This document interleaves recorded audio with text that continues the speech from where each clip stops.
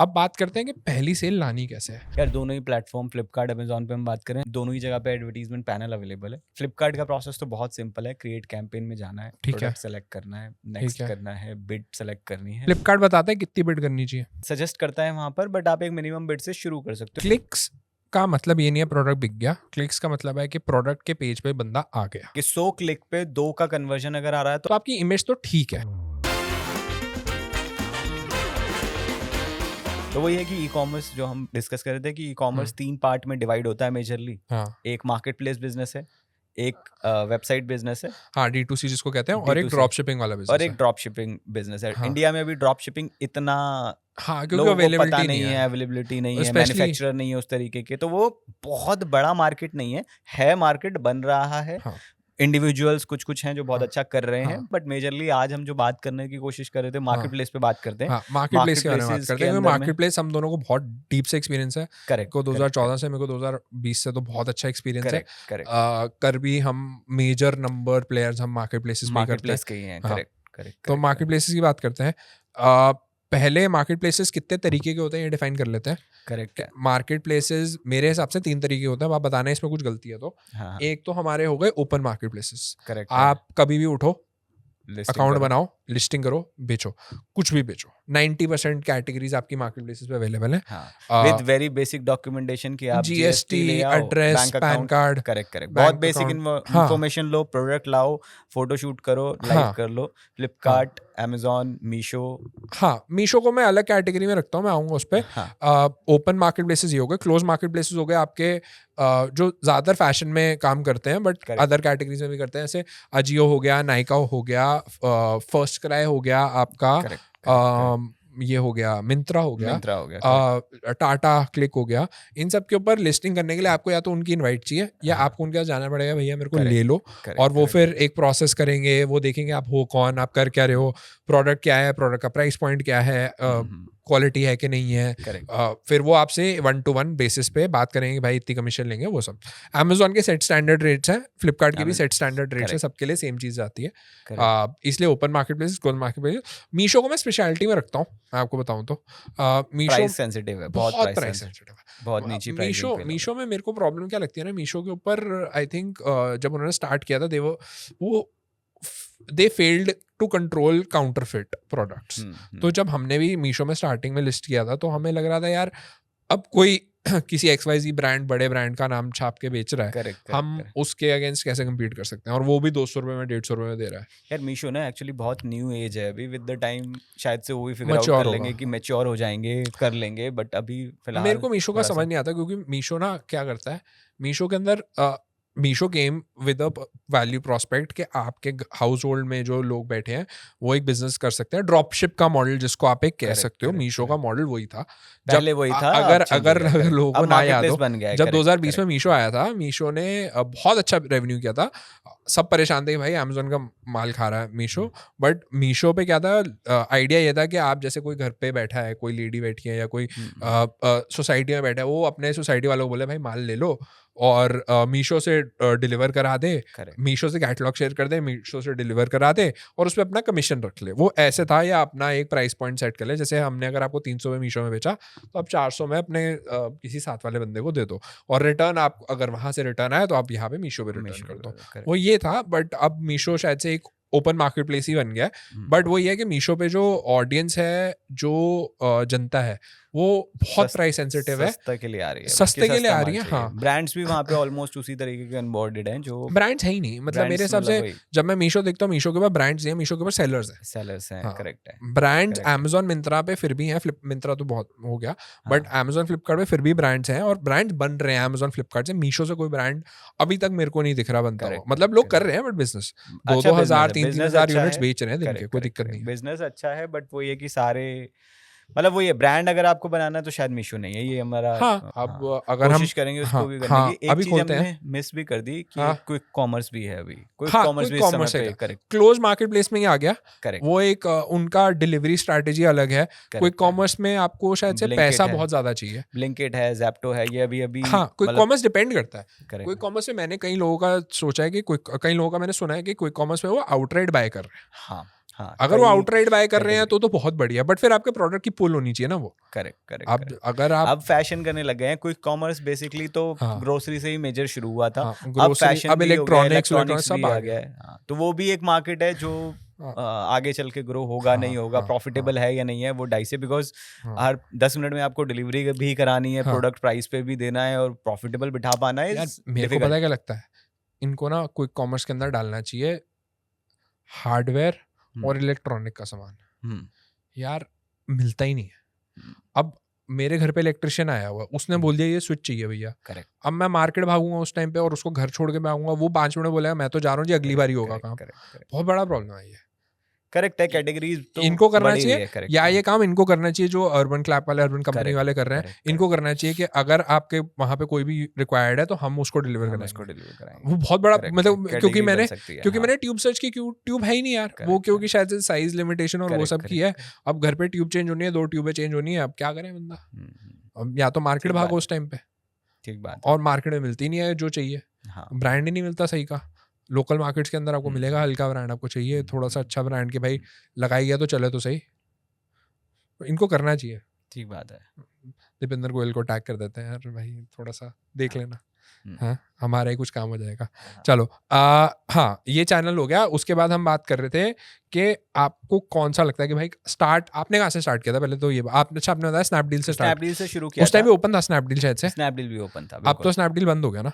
Snapdeal चल रहा है, अभी भी होता है वहाँ पे काम, बट आई गेस बहुत कम सेलर्स हैं जो भी अपनी प्रॉफिटेबिलिटी बना पा रहे हैं। स्नैपडील का सीधा सा फंडा है कि हम प्रॉफिट में काम करेंगे, तो जो मार्जिन्स वो ले रहे हैं वो प्राइस सेंसिटिव बहुत ज़्यादा है कि अब बिकता भी सस्ता ही है, हाँ मार्जिन्स ज़्यादा हैं उनके, तो अब कितने रुपए का प्रोडक्ट खरीद के कितने का बेचना है वो मैं जस्टिफाई नहीं कर पाता हूँ, इस वजह से मैं नहीं काम कर पाता हाँ हूँ। मैंने बंद कर दिया था। मेरे को याद है स्नैपडील में पेरेंट्स चला रहे थे, बट वही था 2020 के अंदर अमेजोन फ्लिपकार्ट अच्छा पुश दे रहा था, तो लग रहा था यार यहाँ 2-3 पैकेट के लिए इसको अब मेंटेन भी करो, लड़का आज की बैठाओ। डेट में देखो स्टार्ट करने के लिए आई गेस सबसे बेस्ट फ्लिपकार्ट अमेजोन है, वहाँ हाँ। पर आप जाओ। प्रोडक्ट easy- पे भी डिपेंड करता है। हाँ, प्रोडक्ट कैटेगरी टू कैटेगरी हाँ, डिपेंड करता हाँ। है। कुछ कैटेगरीज में अमेजोन बहुत अच्छा है, कुछ कैटेगरीज में फ्लिपकार्ट फ्लिपकार्ट बहुत अच्छा है, हाँ। तो वो वैसा है। हाँ। बट अगर आपको बिजनेस, मतलब ये 2 प्लेटफॉर्म ऐसे हैं जहाँ पे आपको एथिकल बिजनेस आप कर पाओगे, इजी कर पाओगे। हाँ। अगर आपने एक सही चुना है, आपकी डायरेक्शन ठीक है, हाँ तो मेरे ख्याल से करना आसान है कंपैरेटिवली। हाँ मतलब चीजें आसान है, सामने हैं, इन्फॉर्मेशन point आसान है, अवेलेबल हाँ। है, लिस्ट करना है और कुछ नहीं करना, और उसके बाद उसके मतलब स्टेप्स आसान है। खुला बिजनेस है, ये नहीं है कि कुछ चीजें छुपी हुई हैं कि आपको पता ही नहीं हो क्या रहा है। करेक्ट। अब कई जगहों पे आपको पता ही नहीं है कि क्या करना चाहिए, कैसे हो रहा है, कैसे नहीं हो रहा। चलो ठीक है, तो हमने ये बात भी कर ली। तो पोटेंशियल सबसे ज्यादा किस में है, मतलब हमारे अगर हम हिसाब से, वैसे कैटेगरी पे डिपेंड करेगा, कैटेगरी पे डिपेंड प्रश्न तो आ गया, बट कैटेगरी पे डिपेंड करेगा। हाँ, हाँ तो मतलब अब वही बात है कि अगर आपने किचन की आइटम बेचनी है तो आप अमेजोन पे जाओगे, Amazon पे जाओगे। अगर आपने इलेक्ट्रॉनिक बेचना है तो आप फ्लिपकार्ट पे जाओगे। वैसी वाली बात हो गई, क्योंकि जनता वैसी वहाँ पे है। ये आपको ट्राई एंड टेस्ट आउट करके बता लेगा कि आपका प्रोडक्ट कहाँ फिट आता है ना। हाँ। चलो ठीक है, अब हम मार्केट प्लेसेस के अंदर आ जाते हैं, थोड़ा डीप डाइव करते हैं कि मार्केट प्लेसेस को समझते हैं, मार्केट प्लेसेस काम कैसे करते हैं, मार्केट प्लेसेस पे आपने करना क्या क्या है और करना कैसे है। तो मार्केट प्लेस के अंदर हम एक इन्हीं का बात कर लें, अमेजोन फ्लिपकार्ट की बात करते हैं। अमेजोन फ्लिपकार्ट पे हाँ बात कर क्योंकि लेते हैं। सबसे कॉमन है, सबको इन्फॉर्मेशन चाहिए, सबसे ज़्यादा इसी के ऊपर बिजनेस हो रहा है इस टाइम पे, और यही सबसे ज़्यादा आई थिंक ग्रोथ पोटेंशियल देंगे आगे, है ना। कहीं पे भी अगर किसी ने भी कोई भी प्रोडक्ट या ब्रांड लॉन्च करना है तो अमेजोन फ्लिपकार्ट तो वो नेटिवली सोचता ही सोचता है। अमेजोन फ्लिपकार्ट में मेजर फर्क ना जनता का है, ऑडियंस का फर्क है।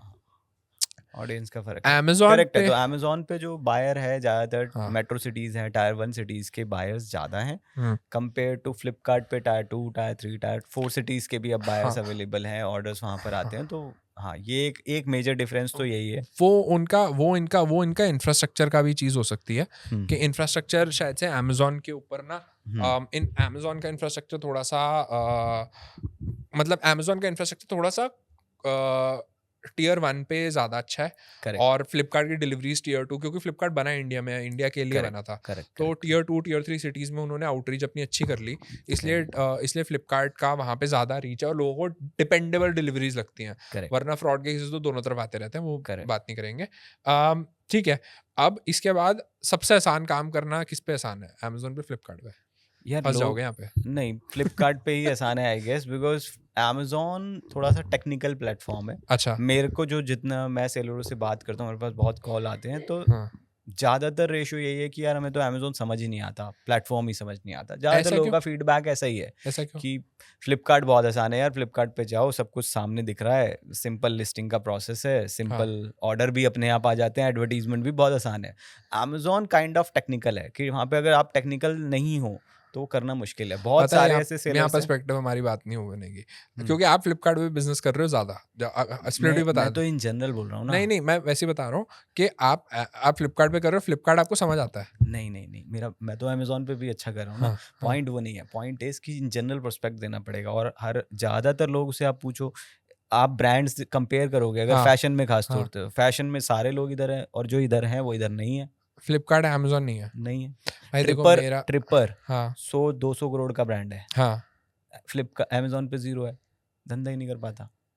इतना बड़ा ब्रांड इतने बड़े लेवल पे सोचो कि नहीं कर पा रहा, तो मेजर कंसर्न ये वाला काउंटर है। एग्जांपल मैं अपने ब्रांड का दे दूंगा कि भाई हम हाँ। अमेजोन पे हैं, फ्लिपकार्ट पे नहीं कर पाते। नहीं, आप नहीं कर पा रहे का रीज़न कुछ और है। मैं हाँ आपको इन जनरल पर्सपेक्ट बोल रहा हूँ ये वाली हाँ। चीज़ कि ये चीज़ फीडबैक यही है। ज़्यादातर सेलर्स यही सेलर का बोलते हैं, फीडबैक ये है। फीडबैक ये है कि अमेज़न ना हम्म। अमेज़न पे बिज़नेस सब करना चाहते हैं बट कर नहीं पाते। कहीं वो हाँ। लिस्टिंग में फँस जाएँगे, कभी अच्छा। वो एडवर्टाइज़मेंट में फँस जाएँगे। फ्लिपकार्ट इज़ समथिंग कि नेक्स्ट वाला प्रोसेस है काइंड ऑफ। अमेज़न हाँ, लोगों को नहीं समझ कह आता है। सकते हो। ज़्यादातर फीडबैक मेरे को जो पता है वो यही है।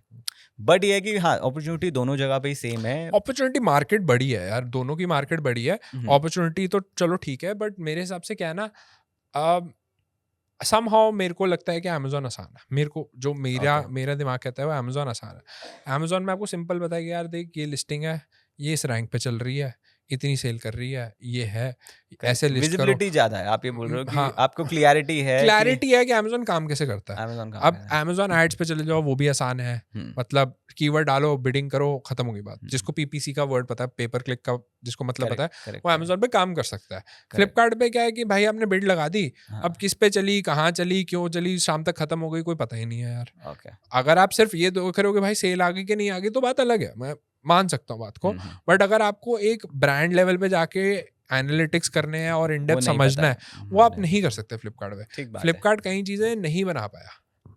कर रहा है, अभी ट्राई कर रहा है। अब यार अमेज़न हुँ, मैच्योर है ना, हुँ। अमेज़न यूएस या बाकी बहुत हाँ, सारी जगहों एक्सपीरियंस पर है। बहुत बड़ा है एक्सपीरियंस अमेज़न बहुत बड़ा है, तो एक्सपीरियंस है तो फिर उसी तरह से हाँ, उनका वो टूल्स है बैकएंड ना, भी स्ट्रॉन्ग है। वो करेक्ट। अमेज़न यूएस में ट्राई आउट करते हैं, लॉन्च करते हैं, करेक्ट, यहाँ पे हफ्ते 2 करेक्ट, हफ्ते में आ जाता है। Correct, correct. हाँ, तो फ्लिपकार्ट इज़ समथिंग जो अभी ट्राई कर रहा है, सीख रहा है, विद द हाँ, टाइम इन चीज़ों को बिल्ड अप करते जा रहा हाँ, है। और साथ फ्लिपकार्ट के और साथ मिंत्रा करता है। सेम हो गया ना, फ्लिपकार्ट ने करेक्ट, मिंत्रा को फ्लिपकार्ट एक्वायर कर में लिया, तो मिंत्रा का बैकमैन भी फ्लिपकार्ट जैसा ही काम करेक्ट, करता है। Correct, correct, correct. ठीक है, ठीक है। तो मोटा-मोटा एक हाँ, फीस वाली बात कर लेते हैं कि एक हाँ, मोटा-मोटा ये बता दो कि ₹500 का अगर हम कोई हाँ, कस्टमर को बेचते हैं कोई हाँ, प्रोडक्ट, ठीक है। तो उसकी परचेज़ प्राइस हम किस तरीके से निकालें कि यार प्रोडक्ट कितने का होना चाहिए, मतलब कितने का आपकी होना चाहिए जिसको मोटा-मोटा? जिसको वो कहते हैं क्या कहते हैं ग्रॉस मार्जिन कितना रखना हाँ, चाहिए? ग्रॉस मार्जिन मेरे हिसाब से फैशन इंडस्ट्री में आपके हिसाब फैशन से क्या? इंडस्ट्री में बात करें तो आपको कम से कम 60 से 70 के बीच का 60 चाहिए। से 70% होना चाहिए, यानी कि आपको 60 ₹150 से ₹200 का प्रोडक्ट होना चाहिए। उससे भी नीचे, 100 हो गया तो 25 हो गया ना। हाँ, 150 के आसपास होना चाहिए। 150 से ₹200 ₹200 ज़्यादा के हो जाएगा। 200 ज़्यादा हो जाएगा तो हाँ 60% है ना वो? हाँ डिपेंड ऑन कैटेगरी अगेन, हाँ, डिपेंड ऑन कैटेगरी। कैटेगरी में बहुत डिपेंड करता है, क्योंकि अगर यही आप देखो क्या होता है ना, अब मैं आपको एग्जांपल देता हूँ, यहाँ पे कैटेगरी क्यों मैटर करती है। अगर आप अंडर गारमेंट्स या इनरवेयर की बात कर लो, जहाँ पे रिटर्न नहीं है। रिटर्न है ही नहीं। करेक्ट, अब करेक्ट। रिटर्न नहीं है तो इसका मतलब ये नहीं है प्रोडक्ट बेकार बनाना है, बट प्रोडक्ट अच्छा बनाओ। बट रिटर्न के अंदर क्या है ना कि रिटर्न एक काफी बड़ा कंपोनेंट है। अब आपको समझ में आएगा क्यों रिटर्न इसलिए बड़ा कंपोनेंट है, क्योंकि रिटर्न के अंदर क्या है ना, आप माल जाने का भी पैसा दे रहे हो और माल वापस आने का पैसा भी दे रहे हो। हुँ, अगर माल गुम भी गया, अमेजोन एक परसेंटेज ऑफ प्रोडक्ट का जो सेल प्राइस था उसका कवर करेगा। कभी हुँ, 20%, कई जगह 15%, कई जगह 10% कवर करेगा। उससे ज्यादा वो कवर नहीं करेगा, करेक्ट, और वो भी तब तक कवर करेगा जब तक उसकी पॉकेट को नहीं हर्ट हो रहा। सिंपल सी करेक्ट, बात है। करेक्ट। इसमें क्या है ना कि अमेजोन एक अंदर अमेजोन के पास या फ्लिपकार्ट के पास एक अंदर थ्रेशोल्ड होता है। इन चीजों को एसपीएफ क्लेम कहते हैं, सेलर प्रोटेक्शन फंड क्लेम हुँ, करता है। दोनों में सेम ही नाम है। करेक्ट, करेक्ट, सेफ्टी क्लेम है अमेजोन में, एसपीएफ क्लेम है फ्लिपकार्ट पे। अ, आप एक सर्टेन परसेंटेज तक क्लेम कर सकते हो अगर आपका प्रोडक्ट गुम गया, नुकसान हो गया, जो भी। हुँ, अब रिटर्न इसीलिए एक्सपेंसिव है कि अगर सपोज करो आपने ₹500 का प्रोडक्ट खरीदा, आपको नहीं समझ आया, कस्टमर को नहीं समझ आया, कस्टमर ने वापस भेज दिया। मैंने यहाँ से कस्टमर तक जाने के 70 से 80 रुपए दिए, शिपिंग। अब कस्टमर से वापस आने के मेरे को ज़्यादा लगेंगे, क्यों? क्योंकि कोरियर बॉय इंडिपेंडेंटली जाएगा, वो प्रोडक्ट कस्टमर से लेगा, हैंड ओवर लेगा, उसको फिर वापस मेरे पास भेजेगा, तो वहाँ पे मेरे को शायद से 100 रुपये लग जाएंगे। तो अब मैंने 500 रुपये का प्रोडक्ट तो बेचा, बट मैंने 170 रुपये रिटर्न में, अगर वो प्रोडक्ट आपको नहीं समझ आया तो मैंने दे दिए पॉकेट से। करेक्ट, प्रोडक्ट भी मेरे पास वापस आ गया और 170 रुपये मैंने दे दिए भाई अमेजोन को। करेक्ट। ये दिक्कत है, इसीलिए रिटर्न का बहुत बड़ा फैक्टर हो जाता है ई कॉमर्स इंडस्ट्री के डिसाइड अंदर करने के लिए कि decide ग्रॉस करने मार्जिन के कितना अंदर। होना हाँ। चाहिए। तो आपकी कैटेगरी देखनी चाहिए आपको कि आपकी कैटेगरी में कितना रिटर्न हाँ, परसेंटेज रिटर्न परसेंटेज एवरेजेस अब आपको पता नहीं चलेंगी। हाँ। ये एक ब्लैक बॉक्स है जो आपको फिगर आउट खुद ही करना पड़ेगा। With the time. हाँ, मैं तो कहता हूँ भाई जितना कम कर सकते हो रिटर्न उतना कम करो, जितना कम रिटर्न परसेंटेज आप रख सकते हो उतना प्रॉफिटेबल हो फैशन या किसी भी इंडस्ट्री के अंदर, ई कॉमर्स के अंदर। करेक्ट, अगर आपकी इंडस्ट्री वही सिमिलरली आपका जैसे आरटीओ रेट होता है, आरटीओ रेट क्या होता है कि रिटर्न टू ओरिजिन वाला रेट हो जाता है। कोरियर रिटर्न होता है। हाँ, बेसिकली courier दो return। चीजें हैं, courier return and customer return. Customer ने खरीदी हाँ। या ऑर्डर की, कस्टमर के पास पहुंची, जो कैश ऑन डिलीवरी के केस में 99% होता है, बाकी प्रीपेड के केस में बहुत कम होता है कि कस्टमर के पास पहुंची या नहीं पहुंची, या बीच में कस्टमर ने कैंसिल कर दिया, वहां पहुंचने के बाद मना कर दिया, तो आपको उसकी भी फी लगती है। अमेजोन पे लगती है, फ्लिपकार्ट पे नहीं लगती। फ्लिपकार्ट इन चीज का प्रोटेक्शन देता है कि फ्लिपकार्ट पे आपको वो फी नहीं लगती, वो मतलब आपको शिपिंग की फी नहीं लगाएगा। हालांकि हाँ, अमेजोन फ्लिपकार्ट दोनों रिटर्न के केस में आपकी जो वो होती है, क्या नाम है, कमीशन और ये सब होती है, वो तो आपको वापस कर ही देता है। इसीलिए रिटर्न्स की बात हो गई। अब ओवरऑल अगर फी स्ट्रक्चर की बात करें तो आप बताओ सर, अब फी स्ट्रक्चर कैसे होती है अमेजोन की, क्या क्या कॉम्पोनेंट होते हैं, कैसे होता है? फी स्ट्रक्चर टिपिकली 4 ही हैं, 4 फीस कटती हैं जब भी 4 आप फीस, कुछ ठीक है, बेचोगे। ठीक है। तो एक कमीशन का पार्ट होता है, एक शिपिंग होता है, एक ठीक है। फिक्स फी होता है। दोनों में आई गेस अमेजोन पे फिक्स फी नहीं है, अमेजोन पे कुछ क्लोजिंग फी, क्लोजिंग फीस है, तो नाम अलग अलग है बट कंपोनेंट 4 ही। सेम। और चौथा आई गेस वो पिक एंड पैक फीस या technology fees. Technology fee, pick and pack fees आपके एफबीए वाले केस में लगता है, बट ये 4 फीस हैं टिपिकली। अब ये क्यों लगती है ये समझाते हैं। हाँ, कमीशन का क्या मतलब हुआ सर? कमीशन जो भी आपने जिस भी रेट पे प्रोडक्ट बेचा, हाँ। उतने का परसेंट हर एक कैटेगरी का अलग है। 5% से लेके आई गेस 25% तक जाता है। Inclusive GST, exclusive GST? Exclusive of GST. मतलब अगर 499 का प्रोडक्ट बेचा तो उसमें से जीएसटी हटेगा, फिर उस पर कमीशन लगेगी, ठीक है। तो जितनी भी फीस है उसका इंटू 18% लगेगा ही लगेगा। हाँ, क्योंकि वो एक सर्विस है। करेक्ट। तो आप इसे इस तरीके से समझिए कि कमीशन लगता है, शिपिंग फीस। हम किसी क्लोथिंग की बात कर लेते हैं। तो क्लोथिंग अंडर 500 ग्राम्स प्रोडक्ट है तो ऑलमोस्ट 70 से 80 रुपये मैक्सिमम एवरेज शिपिंग ये है। अगर 1 kg पे जाएगा तो और प्रोडक्ट के प्राइसेस बढ़ जाए। मतलब शिपिंग में भी 3 कंपोनेंट्स होते हैं, मैं इसमें ब्रेक डाउन कर देता हूँ। शिपिंग के अंदर क्या होता है कि लोकल, अगर आप जैसे दिल्ली शहर से दिल्ली शहर भेज रहे हो तो सस्ती पड़ती है शिपिंग, 40 रुपए पड़ती है शायद से। रीजनल मतलब दिल्ली अगर एक स्टेट होता, जैसे दिल्ली एनसीआर एक रीजन है, तो रीजन के अंदर अगर आप शिप कर रहे हो दिल्ली से नोएडा तो वो एक शिपिंग होती है। फिर होती है नेशनल हो गया, दिल्ली से कहीं भी चला गया, चाहे वो हरियाणा तक चला गया, चाहे पंजाब तक चला गया, दिल्ली से एक नेशनल शिपिंग वो लग जाती है, वहां पे वो बढ़ जाता है, तो इसलिए एवरेज लेके चलते हैं। कॉस्टिंग हम इसी के लेके चलते हैं नेशनल की, because 70-80% maximum orders 90% he national. किसी भी सेलर के लिए नेशनल ही हो जाता है, बिकॉज वो एक स्टेट में होगा। हाँ, और बाकी स्टेट्स में तो नेशनल ही है उसके लिए, राइट? ठीक है। तो पहला चीज यही कमीशन होता है, उसके बाद शिपिंग फीस होता है। शिपिंग हो गया, माल जाने आने की फीस। उसके बाद फिक्स फी क्या हुई? फिक्स फी क्यों लेते हैं? अरे फिक्स फी लेते हैं क्योंकि मन करता है इनका। इनकी मनमर्जी चल रही है। मनमर्जी नहीं चल रही है, बेसिकली फिक्स फी आप ये बोल सकते हो कि आप इनके प्लेटफॉर्म से टेक्निकल फीस मान लो आपकी, इनकी टेक्नोलॉजी की फी, और मेरे को लगता है पेमेंट प्रोवाइडर की फी होती है। पेमेंट प्रोवाइडर की फीस, पेमेंट प्रोवाइडर अगर ऑनलाइन पेमेंट प्रोवाइडर है तो उसकी फी, या सीओडी के चार्जेस, कलेक्शन चार्जेस समझ लो, वो फिक्स फी के अंदर वो एक फिक्स कंपोनेंट लेते हैं। 10 शायद से क्या है 5 से 6% का है, 5 से 6% कॉस्ट, या 20 रुपए, या 5 से 6% जो भी हायर होता है ये वो लेते हैं। करेक्ट। 5% एक मोटा मोटा है, हर एक कैटेगरी वाइज स्पेसिफिक अलग है, बट 5% आप इसे पकड़ो कमीशन, फिर शिपिंग, और उसके बाद में फिक्स फी। और चौथा हमने बात किया चौथा हमने किया pick and pack. Pick and pack तो नहीं बात करनी है, वो तो बात कीजिए। अच्छा, वो एफबीए में आ जाएगा, टेक्नोलॉजी फी। तो फ्लिपकार्ट पे यही 3 फीस लगती है बेसिकली, कमीशन, शिपिंग और फिक्स फी, ठीक है। और अमेजोन पे जो चौथी फीस और एक्स्ट्रा लगती है वो टेक्नोलॉजी फी भी अलग लगती है। टेक्नोलॉजी फी अमेजोन क्यों लगाता है यार? टेक्नोलॉजी फी अगेन वो अपनी टेक्निकल के लिए बोल देता है कि हमारा टेक्निकल है। जैसे शॉपिफाई पे भी हम जाते हैं तो 2% वो देते हैं, डिस्पाइट जो शॉपिफाई का मंथली सब्सक्रिप्शन होता है, करेक्ट, उस पे शॉपिफाई 2% लेता है। करेक्ट 2% वो लेता है, फिर 2% आपका वो भी होता है पेमेंट प्रोवाइडर, पेमेंट प्रोवाइडर का या होता जो है। भी हो गया, अगर आप सीओडी हाँ। सर्विस दे रहे हो तो सीओडी पे होता है, वो तो आप फिर सीओडी यही शिपिंग फीस, वाले को करेक्ट देते हो। हाँ, करेक्ट ठीक बात है। तो यही ठीक। फिक्स फी या technology fee, basically point is कि वो कैसे इसे लेते हैं, हाँ उनका बैकएंड है। बट हाँ हमारे लिए अगर हम 500 रुपए का प्रोडक्ट हाँ बेचते हैं हम्म, तो हमारे को 10% कमीशन देना है। हम हाँ एक मोटा मोटा एजम्पशन ले रहे हैं, तो हाँ 10% वो चले गए, हाँ 50 रुपए। देन 80 रुपए हम मान लेते हैं शिपिंग है बाय डिफॉल्ट, तो 130 रुपए हो गए। 130 रुपए प्लस फिक्स फी 30 रुपए है मान लीजिए, तो 160 रुपए हो गए। ठीक है। 160 रुपए के बाद में 160 रुपए का 18% जीएसटी आपको करना पड़ेगा।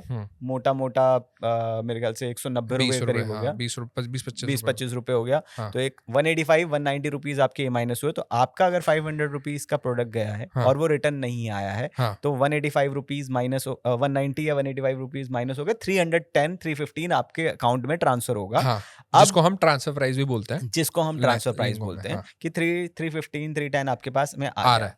उसमें से अभी आपने एक कंपोनेंट नहीं हटाया जो है प्रोडक्ट की कॉस्ट। प्रोडक्ट की कॉस्ट है। अब आपका प्रोडक्ट लेट सपोज 200 रुपए का है। अब हाँ। एक चीज ध्यान रखनी होती है कि हमारे प्रोडक्ट की कॉस्ट इंक्लूडिंग जीएसटी लेना इज अ हाँ, बेटर हाँ। थिंग, कि आपके लेट सपोज 5% पे बाय कर रहे हो, तो बेटर ये है कि आप उसे इंक्लूडिंग जीएसटी ले लो। हाँ। क्योंकि 210 रुपए का आपका प्रोडक्ट है, 310 या 315 रुपए आपके अकाउंट में आए हैं, बिल्कुल। तो 100 रुपए के बीच का कहीं आपका एक ग्रॉस मार्जिन क्रिएट हाँ, हुआ आपके पास ग्रोस में। मार्जिन। अब इस ग्रॉस मार्जिन के अंदर में आपको अभी अपने ऑफिस के एक्सपेंसेस, अब आपके रिटर्न, पैकेजिंग के भी एक्सपेंसेस हैं आपके पैकेजिंग के, इसमें। आप पन्नी लगाओगे अमेजोन की, आप शिपिंग लेवल लगाओगे अमेजोन बिकॉज के लिए, बेसिकली ये कंप्यूटर समझना बहुत चलाओगे। जरूरी है कि ये 100 रुपए आपका ग्रॉस मार्जिन है, हाँ। नेट मार्जिन नहीं है। ग्रोस मार्जिन और नेट मार्जिन वो होता है। ग्रोस मार्जिन हो गया कि आपने जो प्रोडक्ट बेच के प्रॉफिट किया वो, हाँ। और नेट मार्जिन वो हो गया जो आपके खर्चे कट कटा के जो हाँ, आपके तो हाथ में है। ज्यादातर जो न्यू सेलर आते हैं उनको ये फर्क नहीं पता होता है। हाँ। वो सोचते हैं कि हमारा 5-10 रुपए ही तो पैकेजिंग का है, मेरा हाँ। सेटअप छोटा है, स्टाफ नहीं है, तो मेरा तो ये खर्चा ही नहीं है। खर्चा ही बट नहीं। जो कस्टमर रिटर्न का एक कंपोनेंट है, अभी हमने वो जोड़ा नहीं इसमें। जब हाँ। कस्टमर रिटर्न माइनस करोगे तो ऑलमोस्ट आधा रह जाएगा। अब वो हाँ, डिपेंडिंग अब अपन अगर- रिटर्न्स, अब इसी के अंदर कस्टमर रिटर्न डाल देते हैं। हाँ। सपोज करो 500 रुपए का प्रोडक्ट था, अभी आपके कितने आ रहे थे हाथ में? 310 रुपए आ रहे थे। 310 रुपए हाथ में आ रहे थे। अब सपोज करो आपने 100 ऑर्डर शिप किए, अब 100 ऑर्डर में से आपके 15% एक नॉर्मल कस्टमर रिटर्न, या 20% मान लें, 20% मान 20% एवरेज जो लोगों को आ रही होगी, जो हम कह सकते हैं हाँ। फैशन में 20% से नीचे मुश्किल है। हाँ, ठीक है, 20% अगर आपकी कस्टमर रिटर्न आ जाती है, करेक्ट। तो पहली बात तो भाई बात सुनो, अगर आपने 100 प्रोडक्ट भेजे, हाँ, आपका वो कट के सीधा हो गया 80 प्रोडक्ट भेजे, 80 प्रोडक्ट, बाकियों का पैसा तो आपके पास आया ही नहीं ना। करेक्ट। दूसरी बात, अब जो 80 प्रोडक्ट भेजे और वापस 20 प्रोडक्ट जो भेजे और वापस आए, उसके ऊपर हमने जो बात की थी रफली 160 रुपए आपके लग गए। Correct correct, courier charge. ठीक है, कोरियर चार्ज में जाने में और आने में लग गए। बाकी जो कमीशन का कंपोनेंट, फिक्स फी का कंपोनेंट, वो सारे ये वापस कर देते हैं जब रिटर्न आती है। तो फ्लिपकार्ट पे फिक्स फी वापस नहीं आती है, कस्टमर रिटर्न में। कस्टमर रिटर्न पे फ्लिपकार्ट में फिक्स फी भी नहीं वापस आती। फिक्स फी वापस। अब यही प्रॉब्लम क्या है ना, ई कॉमर्स के अंदर सबसे बड़ी प्रॉब्लम जो हमने भी देखी है, जो मैंने कई लोगों से सुनी भी है, वो ये है कि लोग कोरियर रिटर्न्स को तो या रिटर्न्स को तो कैलकुलेट नहीं करते। इनिशियल लेवल पे वो वही सोचते हैं कि 100 रुपए बच रहे हैं। वो क्या करते हैं ज्यादातर कि आप वहाँ पे कैलकुलेटर में जाओगे, आप देखोगे 499 का बिकेगा, हाँ। तो उस पे यार 300 रुपए आ रहे हैं, 310 रुपए आ रहे हैं, 200 रुपए प्रॉफिट है, 100 रुपए तो बच रहे हैं यार, बहुत बढ़िया। तो यहाँ से प्रॉब्लम क्रिएट हो जाती है, बिकॉज ये खर्चे माइनस नहीं होते, फिर हमारे स्टाफ के खर्चे भी होते हैं। एक एक्सपेंस तो आपका कहीं ना कहीं होगा ही होगा, चाहे आप घर से चलाओगे, खर्चा चलाओगे, इंटरनेट से भी करोगे तो भी पैकेजिंग, टेपिंग, वो सब का खर्चा होगा। तो आप को वो कॉस्टिंग समझना स्टार्ट करने से पहले वो सबसे इम्पोर्टेंट है। बहुत कम लोग उसे समझ पाते हैं। हाँ। जो नहीं समझ पाते वो वही है कि लॉस होता है, इसी चीज में लॉस होता है। इसमें प्रॉब्लम अगर आप कॉस्टिंग समझ के आओगे इस बिजनेस में, तो ये लॉस होगा ही नहीं कहीं। हाँ, अगर आप कॉस्टिंग समझ के उसको वेरीफाई करके चलते रहोगे। अब प्रॉब्लम क्या होती है जो मैंने देखी है ना ई कॉमर्स के अंदर, प्रॉब्लम क्या है कि आप कॉस्ट को ब्रेक डाउन, जब आप इनके पैनलों पे जाओगे ना, ये बहुत मुश्किल है पैनलों पे ब्रेक डाउन देखना कि भाई कितनी कॉस्ट लग रही है, कितनी लगी, कितने कोरियर परसेंटेज है। ये आपको सीधा कुछ नहीं बताएंगे, आपको खुद लगाना पड़ेगा, एक्सेल सीखना पड़ेगा, या कोई ना कोई सर्विस प्रोवाइडर लेना पड़ेगा जो आपको करके दे, या आपका अकाउंट्स वाला बंदा कर सकता है। करेक्ट। उसको पूछना पड़ेगा भाई कितना चल रहा है, कितनी कॉस्ट आ रही है, मेरे जेब में कितना आ रहा है। वहां से आपको वो चेक रखना पड़ेगा। अगर आप वो चेक नहीं रख पाते, तो मैंने लोग ऐसे भी देखे हैं जो 10 लाख रुपए का कैपिटल लेके शुरू हुए थे और 1 साल बाद कहते हैं भैया 1 लाख रहेगा, अब इसका करूं क्या। ये भी हुआ है इंडस्ट्री के अंदर, ज्यादा होता है, बहुत ज्यादा होता है। हमने मतलब ऐसे कहीं प्लेयर देखे हैं जिन्होंने हमें देखी शुरू तो कर दिया, पर उनसे ये संभला नहीं। जगजीत जी, एक बार प्राइसिंग स्ट्रक्चर आप बता दीजिए, हमारी जो डिस्कशन हुई है उसके बेसिस पे, कि क्या कितने रुपए में खरीदें, कितने में बेचें, एक अजम्पशन लेकर अगर आप बता पाओ तो। ठीक है, पहले ना इसके अंदर अब 2 चीज करते हैं। पहले तो हम बात करते हैं प्रोडक्ट लेवल की, ठीक है। फिर हम करेंगे ओवरऑल सेल लेवल की, जिसके अंदर 1-2 कंपोनेंट बढ़ जाएंगे। हाँ। पहले हम प्रोडक्ट लेवल की बात करते हैं। सपोज करो आपने 500 रुपए का प्रोडक्ट बेचा, इसके अंदर हम अज्यूम कर रहे हैं कि आपकी कमीशन है 10%, जो आपकी कैटेगरी कमीशन है 10%, 50 रुपये वहाँ चले गए। आपकी शिपिंग सपोज करो 500 ग्राम से नीचे का प्रोडक्ट है तो आपकी 80 रुपये एवरेज शिपिंग पड़ेगी पैन इंडिया। उसके बाद आपकी फिक्स क्लोजिंग फी 30 रुपये मान रहे हैं हम कि अमेजोन में 30 सीधी सीधी पड़ जाती है, फ्लिपकार्ट के अंदर 2 कंपोनेंट में डिवाइड हो जाती है, एक 20 का एक 10 का कंपोनेंट, तो मोटे मोटा 30 ही पड़ता है। ठीक है। ये सारी कमीशन और फी जो है आपकी, ये सारी कमीशन और फी जो है आपकी, ये आपकी पड़ गई 160 रुपये। इस पर आप लगाओगे 18% GST, वो लगा के 188.8 आया, जिसको हम मोटा मोटा मांग लेते हैं 190 रुपये। 190 रुपये आ गया। 500 रुपये के प्रोडक्ट में से 190 रुपये हट गए आपके, तो 310 रुपये आपका ट्रांसफर प्राइस आ गया, जो हमने ट्रांसफर प्राइस आप लोगों को बताया था। अब ट्रांसफर प्राइस के बाद आपने ये तो गिन लिया है, और ये अमेजोन का कैलकुलेटर भी आपको मोटा मोटा बता देगा। अब कहानी कहाँ घूमती है, अब आप ये समझना। जब आप सपोज कर लो आपने 100 ऑर्डर शिप किए, आपके 100 ऑर्डर आ गए। पहले तो ये जब ऑर्डर आते हैं बहुत बढ़िया फीलिंग लगती है, ऐप डाल लो वो टिंग टिंग करता है हर ऑर्डर में, बहुत मजा आता है यार, मतलब फीलिंग नेक्स्ट लेवल है, बहुत नेक्स्ट लेवल फीलिंग है। शॉपिफाई भी सेम करता है, बहुत मजा आता है ना। बट अब एक्चुअल रियलिटी समझना, कहाँ आप लोग मरोगे। 100 ऑर्डर मरोगे या कह लो या फंसोगे, ठीक है। आपके 100 ऑर्डर आपने शिप किए, 500 रुपये का ही प्रोडक्ट है, सेम मैथ्स पे बात कर रहे हैं। 500 रुपये का प्रोडक्ट आपने 100 ऑर्डर शिप किए, आपकी रिटर्न है 20%। 20% रिटर्न हम बहुत बढ़िया मान रहे हैं, इससे बहुत ऊपर भी होते हैं कई लोगों की, और कई लोगों की कैटेगरी पे डिपेंड करता है। फैशन में ये काइंड ऑफ स्टैंडर्ड ये यहाँ तक पहुंच जाओगे। फैशन में शायद से इलेक्ट्रॉनिक्स में इससे काफी कम होगी, बट फिर उसके अलग हैं। बट हम अभी अगर एवरेज कैटेगरीज की बात करें, 20% से नीचे रिटर्न होना मुश्किल है, 20% रिटर्न की बात करते हैं। अब आपका 20% रिटर्न जब हुआ तो हम कैलकुलेट करते हैं उस पर कॉस्ट क्या लगी। उस पर हमारी कॉस्ट लगी प्रोडक्ट जाने की और प्रोडक्ट वापस आने की। जब प्रोडक्ट जाने की कॉस्ट लगी वो हमने लगाई थी 70 रुपये एवरेज ले ली, और आने की कॉस्ट ले ली 100 रुपये, ठीक है। तो अब ये, और उसके ऊपर 170 पे हमने GST लगाया, तो 200 रुपये की आपकी कॉस्ट लग गई। अब आपके 100 प्रोडक्ट में से 80 प्रोडक्ट आपके हो गए डिलीवर, और 20 प्रोडक्ट आ गए डिलीवर होकर वापस आ गए। 20 प्रोडक्ट पे आपने अगर 200 की लगाई तो 4000 की आपकी कॉस्ट आ गई। बाकी 80 के हिसाब से 310 अगर हम मैथ लगाएं तो 310 में हमारे 80 के अंदर से आते हैं 24,800 रुपये। 24,800 रुपये हमारे हाथ में आए थे 80 ऑर्डर डिलीवरी होने पे।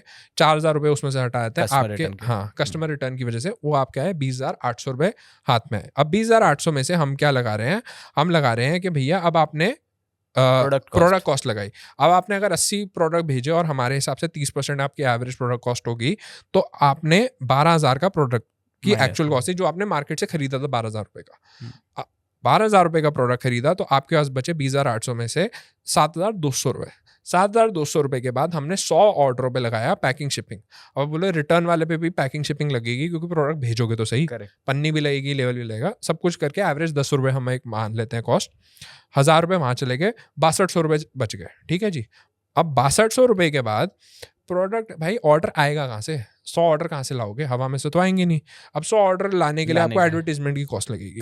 अब एडवर्टीजमेंट की कॉस्ट है, हम एवरेज मान लेते हैं, एवरेज अमेजोन पे अकाउंट पे 5% आपकी सेल्स का, इनिशियल सेल्स का, 100 ऑर्डरों की सेल्स का जो लगेगा वो है आपका 5%, 2500 रुपये। उस पर भी 18% GST लगा के 2,950 रुपये।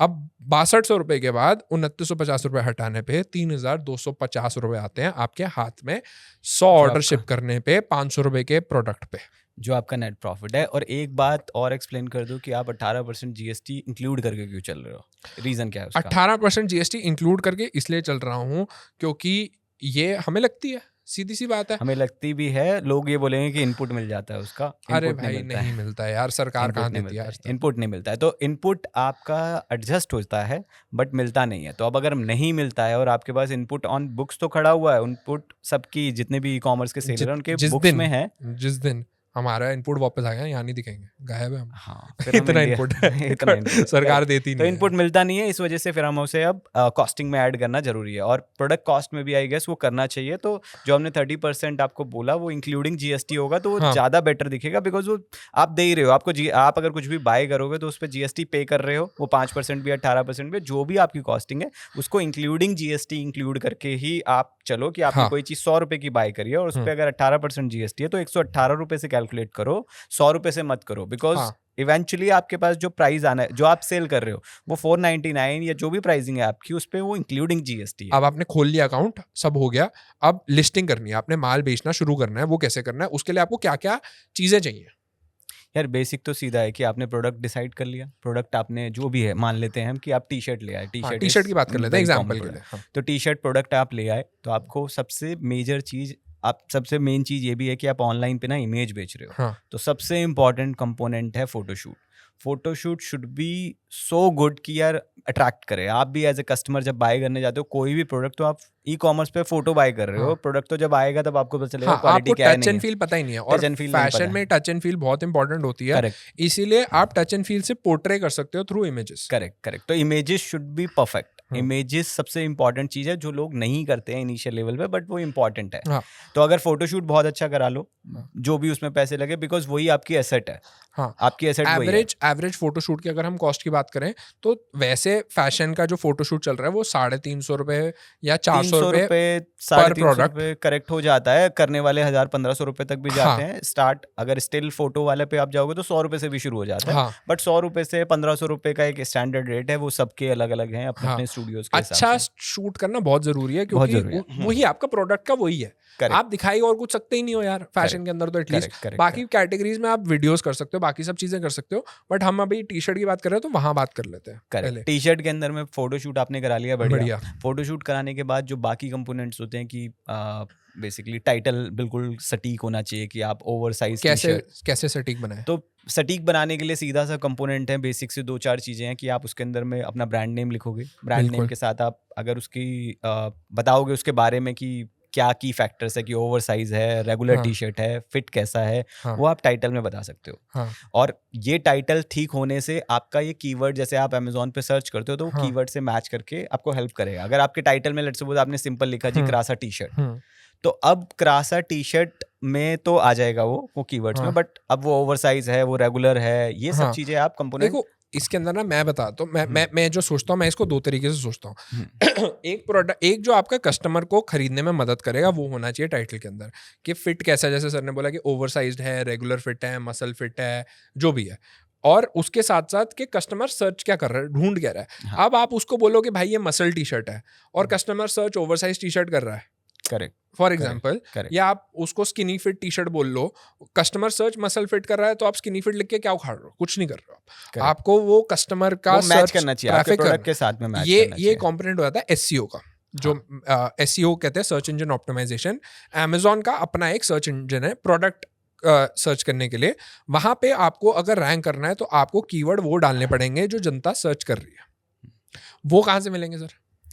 वो आपको अमेज़न पैनल से ही मिलेंगे, अमेज़न पैनल पे मिल जाएंगे, या इनिशियल लेवल पे तो यार स्टार्ट करते समय आपको अमेज़न पैनल की भी जरूरत नहीं है। आप नॉर्मल अपनी बेसिक सेंसिबिलिटीज लगाओ, सेंसिबिलिटी लगाओ। जब आपका प्रोडक्ट सेल होने लग जाएगा या सर्च होने लग जाएगा, वैसे तो अब एनालिटिक्स का ऑप्शन वहाँ पर भी आ गया है, अमेज़न सेलर सेंटर पर आ गया है, आप वहाँ पर ब्रांड ऑप्शन है। अमेजोन में मैं बताता हूँ, ब्रांड एनालिटिक्स में जाके एक सर्च टर्म रिपोर्ट करके आती है करेक्ट। जो दिखा रही है कि कोई, जैसे आपका कोई प्रोडक्ट है, आपने सपोज करो कोई टी शर्ट देखी किसी ब्रांड की, XYXX की या किसी भी ब्रांड की देख ली कि ये टी शर्ट है। अब आप उसका अगर लिस्टिंग डालोगे अमेजोन में, एसिन डालोगे, करेक्ट। तो बता देगा कि कौन से कीवर्ड पे ये टॉप 3 सर्च रिजल्ट्स में दिख रहा है। वहां पर आपको ये डेटा भी मिलता है कि अमेज़न पर इन जेनरिक लेवल क्या बिक रहा है, हाँ, कौन सी कैटेगरीज नंबर 1 सर्च क्या है, नंबर 1 और सर्च 90% नंबर 1 आईफोन रहता है। आईफोन ही है वहाँ हाँ, पर, हाँ। करेक्ट है। बट वहाँ पर आप अगर कैटेगरी सेलेक्ट करके अप्लाई करोगे, फिल्टर आउट करने हाँ, की कोशिश categories करोगे, wise तो आपको भी मिल search जाएगा कर कि वहाँ पे जैसे मान लीजिए शूज फॉर हाँ। मेन सर्च हो रहा है, शूज फॉर वुमेन दूसरा कीवर्ड सर्च हो रहा है। हाँ। आप टी शर्ट में आओगे तो T shirt for main search हो रहा है, टी शर्ट हाँ। फॉर वुमेन सर्च हो रहा है, और इस तरीके के कीवर्ड्स मिल जाएंगे। और आप उन कीवर्ड्स को उठाकर अगर अपनी लिस्टिंग के अंदर कहीं ना कहीं फिट करते हो, तो चांसेस आर कि ऑर्गेनिकली आपका प्रोडक्ट वहाँ पे सर्च हो जाएगा। मतलब आपने वो कीवर्ड पे बोला कि अमेजोन को समझाया कि भाई ये प्रोडक्ट ना इस कीवर्ड से रिलेटेड है, इस पे दिखाओ। अब वो दिखेगा नहीं दिखेगा वो बात की बात है, बट आपने डाल दिया, वो धीरे धीरे टाइम के साथ दिखता है। ऐसा ही कोई टूल सर फ्लिपकार्ट पे भी है? फ्लिपकार्ट पर ऐसा टूल्स अवेलेबल नहीं है, बट उनका आप समझो कि नॉर्मल लेवल पे उनका सर्च इंजन का बैकएंड हमारे को नहीं पता है। अच्छा। बट लिंक इसी तरीके से होता है, जैसे आपने डाला ठीक है। टी शर्ट फॉर मैन, तो टी शर्ट फॉर मैन पे सर्च होकर रिजल्ट हाँ। आएंगे, उनका आप बैकएंड देख नहीं सकते, वो रिपोर्ट नहीं देते, वो रिपोर्ट नहीं देते, बट आप- बैकएंड यही है वहाँ पे। बट मैं अगर बताऊं तो अगर आप अमेजोन का उठा के फ्लिपकार्ट पे चिपका दोगे तो बात सेम ही है। तो बात सेम हो जाएगी, करेक्ट। बात सेम ही है। अब इसके अंदर हमने सर्च टर्म रिपोर्ट के लिए, अब मैं सर्च टर्म के पहले हमने ना एक बात बोली कि टाइटल के अंदर हमने ब्रांड नाम डालना है। इसके अंदर मैं एक बात बताना चाहूंगा आप लोगों को, आप ना पहले ब्रांड को रजिस्टर जरूर कराना। हाँ अब उसका फायदा क्या है, उसका नुकसान क्या है? फायदा यही है कि कोई और उस पे लैच नहीं कर सकता। तो बेसिक क्या लैचिंग होता क्या है कि होती लेट्स है? सपोज मैंने एक रासा ब्रांड बनाया, ठीक है, जैसे सपोज करो आपने एक प्रोडक्ट लॉन्च किया, T shirt, black T shirt आपने लॉन्च कर दी, आपने उसको ब्रांड रजिस्टर कराए बिना किसी भी ब्रांड में या किसी बिना चीज़ में एक जेनरिक कहते हैं, जेनरिक लिस्टिंग में कर दिया। जब आप जेनरिक लिस्टिंग कर देते हो ना, तो अमेजोन एक मार्केट प्लेस है। मार्केट प्लेस का मतलब समझना है कि एक बाजार है, बाजार में कोई भी आके सेम माल बेच सकता है। हाँ ब्रांड क्या करता है, आपको एनेबल करता है कि मार्केट प्लेस को बोलना कि भाई ये ब्रांड मेरा है, मेरा ब्रांड है, तो मेरे ब्रांड में मैं ही बेचूंगा और कोई नहीं बेचेगा। ठीक है, जब आप ये कर लेते हो तो आप कोई भी आके एरा गैरा आके आपकी सेम टी शर्ट पे बेच नहीं सकता। करेक्ट है। वो आपके ब्रांड के नाम की हो गई। ठीक है, इससे आप बेसिकली प्रोटेक्ट करो अपने आप को लॉन्ग टर्म के लिए, ये फायदा है। ठीक है, और उसके बाद बेसिकली आप अपनी डिस्क्रिप्शन जितना बेटर दे सकते हो। इमेज आज की डेट में ज़्यादा इंपॉर्टेंट है कि हाँ, आप इमेजेस के अंदर में ही डिस्क्राइब कर दो अपने प्रोडक्ट को, हाँ, विजुअल अच्छा कर लो उसका। बाकी तो बुलेट पॉइंट्स भी आपको, अगर आपका कोई स्पेसिफिक प्रोडक्ट है, टी शर्ट्स के अंदर में आपको स्पेसिफिकेशन देनी है फैब्रिक की कि 100% कॉटन है, 50-40 पॉलिएस्टर है, हाँ, पॉलिस्टर है, जो भी है, तो वो जितनी डिटेलिंग आप उस लिस्टिंग में कर सकते हो उतना बेटर रहेगा। हाँ, बेसिकली आप कस्टमर को कन्विंस करने की कोशिश करो, कस्टमर को आप बताने की कोशिश करो कि भाई ये प्रोडक्ट क्यों खरीदूं, और आपको जो इन्फॉर्मेशन चाहिए कस्टमर को, जैसे फिट की बात हुई या साइज चार्ट की बात हुई। अब क्या होता है, कई बारी अमेजोन के साइज चार्ट बहुत कॉम्प्लिकेटेड होते हैं डालने के लिए, किसी भी साइट के कॉम्प्लिकेटेड ही होते हैं, तो बेस्ट यही है कि आप उसकी इमेज बनाओ आप डाल और दोगे। इमेज जो आपके 7-8 इमेजेस का ऑप्शन है उनमें से एक इमेज में डाल दो। ऐसे ही सिमिलरली मैंने रिसेंटली किसी क्या नाम है, मेकअप वाले ब्रांड से बात करी थी, तो वो ये कह रहे थे कि हम ना पैकेजिंग जरूर डालते हैं, क्योंकि पैकेजिंग से हमारा प्रोडक्ट कन्वे होता है। करेक्ट। और कई बार लोगों को पता नहीं होता वो कौन से ब्रांड का प्रोडक्ट खरीद रहे हैं, वो पैकेजिंग देख के खरीदते हैं, यार वो पिंक वाला खरीदा था, इसलिए वो कहते हैं पैकेजिंग जरूर डालते हैं हम इमेज में। इनसाइट है वो भी कि भाई वो वहां से पैकेजिंग से खरीद रहे हैं। ठीक है, अब हमने बात कर ली, हमें इमेजेस बहुत बढ़िया चाहिए, उसके बाद डिस्क्रिप्शन, टाइटल, ये सारा एसईओ का गेम है।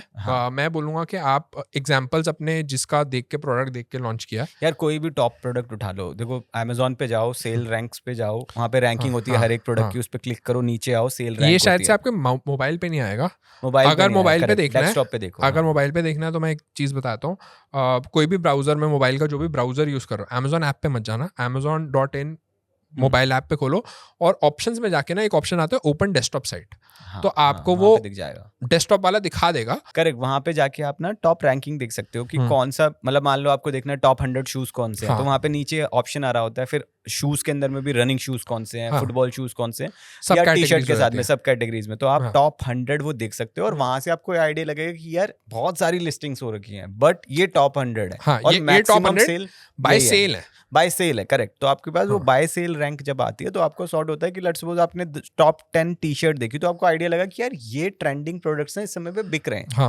वो बहुत इजी टू आइडेंटिफाई चीजें हैं, और आप वहां पे जाके ये सब भी देख सकते हो कि उनके टॉप 100 के अंदर में जो भी आर्टिकल्स आ रहे हैं, उनके टाइटल किस तरीके से लिखा है, डिस्क्रिप्शन कैसे, उनकी इमेजेस किस तरीके की है, आप वहां से आइडेंटिफाई कर सकते हो। ठीक है, अब मैं तो बोलूंगा कि आप जब प्रोडक्ट भी फाइनलाइज कर रहे हो ना, तो पहले ब्रांड एनालिटिक्स पे जाके देखो कि सर्च क्या हो रहा है, मतलब पहले टाइम दो। आप अमेजोन साइट पे जाके जितना टाइम दोगे, फ्लिपकार्ट साइट पे जाके जितना टाइम दोगे, आप वहां से इंसाइट ही लेके आओगे कि यार टी शर्ट्स में क्या बिक रहा है, कोई भी कैटेगरी, कलर बिक रहा है। कभी कभी क्या होता है कि पर्पल जैसे कलर उठा था लास्ट ईयर बहुत ज्यादा, पर्पल उठा तो पर्पल ही बिक रहा था, और जो पर्पल सही टाइम पे सही समय पे ला पाया वो किंग बन गया, प्रोडक्ट दिखने लग जाएंगे कि ये लाना चाहिए। अब इंटरेस्टिंग क्वेश्चन पूछता हूँ, आप कितना घंटे देते थे जब स्टार्ट किया था? यार बहुत टाइम देता था, और आज भी टाइम दे रहा हूँ मैं आज भी सीख रहा हूँ, आज भी कॉम्पिटिटर हमसे बेटर करते हैं, बहुत छोटे नए सेलर्स, नए सेलर बेसिकली बहुत अच्छा करते हैं वो, अच्छी, और हम वहां से सीखते हैं कि यार ये बढ़िया करा, ये इमेजेस अच्छी करी है, या इसने टाइटल पॉइंट बहुत अच्छे, क्रिएटिव डिजाइन प्रोडक्ट पे भी बहुत अच्छा काम करते हैं कई लोग। करेक्ट, तो वहां से सीखने को बहुत कुछ मिलता है, और आपको देना पड़ता है यार, आज भी हम 1 से 2 घंटा तो मुझे देना ही पड़ता है कि नए नए आर्टिकल्स क्या आ रहे हैं, क्या हो रहा है, और उस समय तो हम पूरे दिन यही देख रहे होते, 12-13 घंटे यही देख रहे होते थे, ये सर्च कर रहे होते थे कि बिग क्या रहा है, इसने क्या लिखा है, अलग अलग है, कीवर्ड्स पे ट्राई कर रहे होते थे कि अच्छा टी शर्ट फॉर मेन पे ये दिख रहा है, T shirt for mains T shirt पे क्या लिख रहा है, मेन टी शर्ट्स पे क्या दिख रहा है, तो ये सब चीजें आपको करनी पड़ेंगी, टी शर्ट फॉर बॉयज पे क्या दिख रहा है, मेंस के दिख रहे नहीं दिख रहे, ये सारी एक्सपेरिमेंटेशन हमने किया, आप लोगों को करने की जरूरत नहीं है, पर हाँ जितना टाइम दोगे उतनी आप इनसाइट्स लाओगे। पहले क्या था, एनालिटिक्स थे नहीं, हमें सर्च टर्म से देखना पड़ता था कहाँ पे प्रोडक्ट आ रहा है, अब तो टूल्स आ गए आपको बताने के लिए कि आप कहाँ रैंक कर रहे हो, पहले होता था हमें देखना पड़ता था भाई फर्स्ट पेज पे आया नहीं आया, याद है वो correct, एक्साइटमेंट correct, में फर्स्ट पेज पे आया बिल्कुल, नहीं बिल्कुल, बिल्कुल, फर्स्ट पेज पे कौन से रो पे दिख रहा है वो गिनती हो रही होती थी। करेक्ट, नहीं ठीक बात है ये। हाँ, अब बात करते हैं कि पहली सेल लानी कैसे है, क्योंकि आप जिस दिन पहला, अब सर ने जब बताया था अपनी जर्नी में 4-5 दिन पहले ऑर्डर को, और ये उस टाइम की बात है जब सेलर होते नहीं थे। आज की डेट में सेलर इतने ज़्यादा हैं कि आप अगर सिर्फ लिस्ट करके छोड़ दोगे ना, आपको कोई ऑर्डर नहीं आने वाला, आप साल भर लगे रहो। अब इसमें क्या करना है सर? यार दोनों ही प्लेटफॉर्म, फ्लिपकार्ट अमेजोन पे हम बात करें, फ्लिपकार्ट अमेजोन पर दोनों ही जगह पे एडवर्टीजमेंट पैनल अवेलेबल है। हाँ। ठीक है, वहाँ पर एडवर्टीजमेंट पे जाओ, एडवर्टीजमेंट पे ऐड क्रिएट करो जिस भी प्रोडक्ट पर आप सेल लाना चाहते हो। ठीक है, और सिंपल फ्लिपकार्ट का प्रोसेस तो बहुत सिंपल है। क्रिएट कैंपेन में जाना है, ठीक है। प्रोडक्ट सेलेक्ट करना है, नेक्स्ट है। करना है, बिड सेलेक्ट करनी है। बिड बिड इनिशियल क्या होती है? बिड होती है मतलब आप एक प्रोडक्ट को एक क्लिक लाने के लिए जो मतलब एक क्लिक पे आपका जो चार्ज लगेगा, हाँ। 1 रुपए से या 50 पैसे भी शुरू होती है फ्लिपकार्ट पे। इसको मैं थोड़ा कुछ समझाता हूँ। क्लिक को मैं समझाता हूँ। हाँ, क्लिक का ये मतलब है जो आप सर्च करते हो प्रोडक्ट को, करेक्ट। तो वो जब प्रोडक्ट एक सर्च लिस्टिंग में दिखेगा, हम्म, आप जब उस पर क्लिक करते हो तब मेरे को पैसा लगता है। अगर मैं अपना प्रोडक्ट एडवर्टाइज कर रहा हूँ, चाहे वो 50 पैसे हो सकता है, चाहे वो 50 रुपए हो सकता है, करेक्ट। वो कैटेगरी पे डिपेंड करेगा। उस क्लिक को लाने की कॉस्ट पे बिडिंग होती है कि मैंने अगर 2 रुपए बिड किया तो मेरा प्रोडक्ट दिखेगा, किसी ने 2.5 रुपए दिखेगा तो उसका ज्यादा दिखेगा, उसका पहले दिख जाएगा, उसका आपसे, पहला दिखेगा। करेक्ट, पहले जब पेज पे तक दिख उसका जाएगा। बजट नहीं हो रहा होता उसका ज्यादा दिखता रहेगा। करेक्ट। तो वही है मेन कि आपने वहाँ पे बिड सेलेक्ट करनी है। मतलब ये फ्लिपकार्ट का प्रोसेस बहुत सिंपल सा ही है। फ्लिपकार्ट बताता है कितनी बिड करनी चाहिए? फ्लिपकार्ट बताता है, सजेस्ट करता है वहाँ पर, ठीक बट है। आप एक मिनिमम बिड से शुरू कर सकते हो। चांसेस आर कि यूटिलाइजेशन होगा। पहले अच्छा। दिन कैंपेन जो क्रिएट करना चाहिए फ्लिपकार्ट पे, वो डिफॉल्ट बिड पे करना चाहिए। डिफॉल्ट बिड मतलब? डिफॉल्ट बिड होती है कि वहाँ पे जब आप सेलेक्ट करने जाओगे, लेट्स सपोज कैजुअल शूज है, तो कैजुअल शूज की जो डिफॉल्ट बिड है 1.11 है। ठीक है, उससे नीचे नहीं जा सकते आप। अच्छा, तो ठीक आपने है। 1.11 सेलेक्ट कर वो लिया, वो बाय कैटेगरी डिफॉल्ट सेलेक्टेड है, कैटेगरी वाइज आपको कुछ सिलेक्टेड नहीं है। करना। हाँ, ठीक आपको है, कुछ नहीं करना, आपको नेक्स्ट करना है, सबमिट कर देना है। ठीक है। अब आप अगले मॉर्निंग में अब देखो कि आपका कोई क्लिक्स आया नहीं आया, हाँ। जो भी चीज़ हुई उसके अकॉर्डिंग आप अपनी बिड बढ़ा सकते हो। जब तक आपके पास क्लिक्स नहीं आ रहे हैं इनिशियल लेवल पर, थोड़ा सा आपको समझना पड़ेगा वो पैनल। हाँ। ठीक है, जब आप समझोगे विद द टाइम आपको समझ आएगा कि बिड कितनी होनी चाहिए, हाँ। किस तरीके के प्रोडक्ट सेलेक्ट करने चाहिए। ठीक है, अमेजोन पे कैंपेन है, अमेजोन के अंदर में भी ऑटोमेटिक का ऑप्शन होता है। तो बेसिकली अमेजोन पे भी सेम चीज़ है कि आप क्रिएट कैंपेन में गए, आपने प्रोडक्ट सेलेक्ट करा, हाँ। वहाँ पर आपने बिड सेलेक्ट कर सकते हो। 2 रुपये, 1 रुपये मिनिमम है, और 1 रुपये से 2 रुपये, 3 रुपये, 10 रुपये तक कहीं पे भी जा सकते हो। वहाँ पे वो सजेस्ट करता है। तो वहाँ पे 2 ऑप्शन होते हैं, ऑटोमेटिक और मैनुअल के। अगर आप ऑटोमेटिक करते हो तो अभी आप कीवर्ड रिसर्च नहीं कर रहे हो, आपको अभी नहीं पता है कि आपका कौन से कीवर्ड पे प्रोडक्ट बिकेगा, तो बेटर है आपने ऑटोमेटिक सेलेक्ट करा, नेक्स्ट करा, फिनिश कर दिया। पॉइंट इज कि अब जो भी आपने बजट रखा, मिनिमम 300 रुपये बजट से आप शुरू कर सकते हो। फ्लिपकार्ट पे वो मिनिमम बजट 500 रुपीज़ है, तो 500 रुपीज़ वो आपने बजट अगर एलोकेट कर दिया, दैट डजंट मीन कि वो कंज्यूम हो गया। वो कंज्यूम तभी होगा जब आपके प्रोडक्ट पे क्लिक्स आएंगे। ठीक है, तो आपने मान लीजिए 300 रुपये का बजट दिया भी है, तो अगर उस पर क्लिक नहीं आए तो 300 रुपये नहीं ले, तो जितने क्लिक्स आएंगे उतना ही आपके पैसे चार्ज होंगे। ठीक बात है। ठीक है, अब अमेजोन में मैं ये भी बताता हूँ, ऑटोमेटिक का मतलब ना मैं थोड़ा ब्रेक डाउन कर देता हूँ। हाँ, जिन लोगों को नहीं पता, अमेजोन के अंदर क्या है ना कि ऑटोमेटिक का मतलब ये नहीं है कि वो अपने आप चलाएगा। ऑटोमेटिक के अंदर भी 4 कैटेगरीज होती हैं। ठीक है, और अमेजोन की ऑटोमेटिक में भी आपने जो इनिशियल कीवर्ड रिसर्च की ना, जो आपने टाइटल में डाली, डिस्क्रिप्शन में डाली, बुलेट पॉइंट में डाली, कौन सी कैटेगरी चूज की, वो चारों चीजें बहुत इंपॉर्टेंट है। वो क्यों इंपॉर्टेंट है मैं बताता हूँ। अमेजोन क्या करता है, अमेजोन आपकी लिस्टिंग को पढ़ता है, आपने क्या लिखा, उसके रिलेटेड कीवर्ड वो देखता है कि कौन सर्च हो रहे हैं, वो उस लिस्टिंग को उन कीवर्ड्स को 4 में डिवाइड करता है। एक आपका होता है क्लोज मैच, एक होता है आपका लूज मैच, एक होता है आपका सब्स्टिट्यूट, एक होता है आपका ऑल्टरनेटिव्स होता है या ऐसा कुछ होता है, लास्ट होता है वो। हाँ, कॉम्प्लीमेंट्स। क्लोज मैच का मतलब हो गया आपने मेंस टी शर्ट किया, बट टी शर्ट मेंस का ऑर्डर का सर्च टर्म है, तो वो क्लोज मैच आ गया। लूज मैच आ गया, आपने मेंस टी शर्ट किया, लिस्ट किया, और मेंस टी शर्ट पर्पल आया तो वो लूज मैच में आ गया, या टी शर्ट फॉर मेंस आया तो वो लूज मैच में आ गया। सब्स्टिट्यूट्स के अंदर मेंस टी शर्ट किया और वुमेन्स टी शर्ट आ गया तो वो सब्स्टिट्यूट्स में चला जाएगा। कॉम्प्लीमेंट हो गया कि मेंस टी शर्ट किया और मेंस शॉर्ट्स की लिस्टिंग में दिखा रहा है, क्योंकि वो अज्यूम कर रहा है कि मेंस शॉर्ट जो खरीद रहा है वो टी शर्ट भी तो खरीदेगा। आप ऐसे समझ के चल सकते हो कि ये कीवर्ड आपके इस तरीके से डिवाइड हो जाते हैं। अब इसके अंदर वो आपको ब्रैकेट्स दिखाता है कि अगर आपने मेंस टी शर्ट की अगर बात कर लें तो शायद से 8 रुपए से या 6 रुपए से शुरू होके 12 या 15 रुपए तक की बिड होती है क्लोज के ऊपर। लूज में उससे थोड़ी कम होती है। सब्स्टिट्यूट्स और कॉम्प्लीमेंट्स में कभी कम होती है, कभी बहुत ज्यादा भी होती है। बट मैं आपको जेन्युइन बताऊं तो कॉम्प्लीमेंट्स और सब्स्टिट्यूट से बहुत कम सेल आती है। उस पर मैं 1 रुपये या 2 रुपये डिफॉल्ट डाल के छोड़ देता हूँ। कभी कभी सेल आ गई, वरना वो सेल नहीं आती। मेन सेल आपकी आएगी कॉम्प्लीमेंट्स पे और लूज मैच पे, मतलब क्लोज मैच और लूज मैच पे। अब इसका फायदा क्या है? ऑटोमेटिक कैंपेन चलाने का फायदा क्या है? ऑटोमेटिक कैंपेन चलाने से बेसिकली जब आपको नहीं पता है अभी कि आपका कौन से कीवर्ड्स वर्क कर रहे हैं, हाँ। आपने 2-3 दिन 1 हफ्ता अगर पूरा कैंपेन को चलाया, आपको कीवर्ड्स मिल जाएंगे कि किन कीवर्ड से आपके प्रोडक्ट पे ऑर्डर आ रहे हैं। हाँ। उसके बाद आप उसे भी स्पेसिफिक होके, लेट्स सपोज आपके पास में ऑर्डर आए टी शर्ट फॉर मेन पर, हाँ। राइट, तो आप टी शर्ट फॉर मेन को अपना एक और कैंपेन बनाएंगे मैनुअल का, और मैनुअल के अंदर स्पेसिफिक आप कोई T shirt for main search करें, उसकी बिड आप सेलेक्ट करेंगे और उस पे आपके पास में होगा कि आप कोई टी शर्ट फॉर मैन जब सर्च करेगा तब आपका प्रोडक्ट दिखाए। तो ये मैनुअली आप जस्ट मतलब आप सॉर्ट कर सकते हैं कि यार ये पर्टिकुलर कीवर्ड पर मेरा प्रोडक्ट दिखना चाहिए। अब वो दिखेगा तब जब आपका कीवर्ड की प्राइसिंग जो है, जो भी प्राइसिंग बिड है, 2 रुपये बिड है, वो अगर आपकी एग्रेसिव है, आपने 5, 6, 7, 10 रुपए रखी हुई है, ठीक है, तो चांसेस आर कि अब आपका कैंपेन जब तक एग्जॉस्ट नहीं हो रहा और आपके जो भी कॉम्पिटिटर्स हैं उनका बजट या उनकी बिड कम है और आपकी लेट्स सपोज 10 रुपए है, तो आपका प्रोडक्ट पहले टॉप पे दिखेगा, पहले पेज पे दिखेगा। बिल्कुल। और ये डेटा अमेज़न देता ही है, वहाँ पे होता है कि आपका टॉप 5% में दिख रहा है या अनदर 15% में दिख रहा है, वो वहाँ पे बता रहा होता है कैंपेन्स में। अमेज़न पे अब जैसे रिव्यू की भी बात करी तो रिव्यूज बहुत इंपॉर्टेंट मैट्रिक है। अगर मान लीजिए आपके प्रोडक्ट पर 5 स्टार 4 स्टार रेटिंग होती है, आपके प्रोडक्ट की एवरेज रेटिंग 4+ है, तो with the time chances are आपका ऑर्गेनिकली आपके पास में ऑर्डर बहुत तो अच्छा हो जाएगा। पैसा खर्च करने की जरूरत नहीं है, आपका प्रोडक्ट ऑलरेडी टॉप पे दिख रहा है, आप ऐड नहीं भी चला रहे तो भी एक नंबर आपका हो रहा होगा। तो रिव्यू बहुत इंपॉर्टेंट फैक्टर करता है। इसके अलावा वही चीज जो हमने बात करी कि एक लिस्टिंग को ऊपर लाने के लिए, रैंकिंग में टॉप पे करने के लिए इमेजेस बहुत इंपॉर्टेंट है। इमेजेस के बाद में टाइटल बहुत इंपॉर्टेंट है। टाइटल के बाद में एडवर्टीजमेंट राइट कीवर्ड्स पे करना बहुत इंपॉर्टेंट है, इंडेक्सिंग करना बेसिकली। उसके बाद रिव्यू प्रोडक्ट के सॉर्टेड होना जरूरी है। ये 4-5 मैट्रिक्स को आप सॉर्ट कर लेते हैं, वॉल्यूम विद द टाइम बढ़ता चला जाता है। आप 1 ऑर्डर 2 ऑर्डर से शुरू करोगे और ये ऑर्डर किसी भी कैटेगरी में 200, 300, 500, 1000 तक भी जाता है, विद द टाइम जाता है, इसी तरीके से जाता है। देखो इसमें ना मैं एक फ्रेमवर्क खोल देता हूँ जो आप लोगों को कहीं लोग नहीं बताते। इसमें ना 3 नंबर या 4 नंबर हैं, मैं बोलता जाऊंगा तुमको याद भी आता जाएगा। जिस मैं फ्रेमवर्क से काम करता हूँ और जो फ्रेमवर्क आप लोगों को ना काम आ सकता है। क्या है? एक है आपका प्रोडक्ट का व्यू कितना हुआ, सर्च टर्म्स में, सर्च पेज पे कितनी बारी व्यू हुआ। उससे आपका एक नंबर आता है कि कितना क्लिक थ्रू आया। क्लिक थ्रू हुआ परसेंटेज ऑफ पीपल जिन्होंने आपका प्रोडक्ट देखा और क्लिक किया।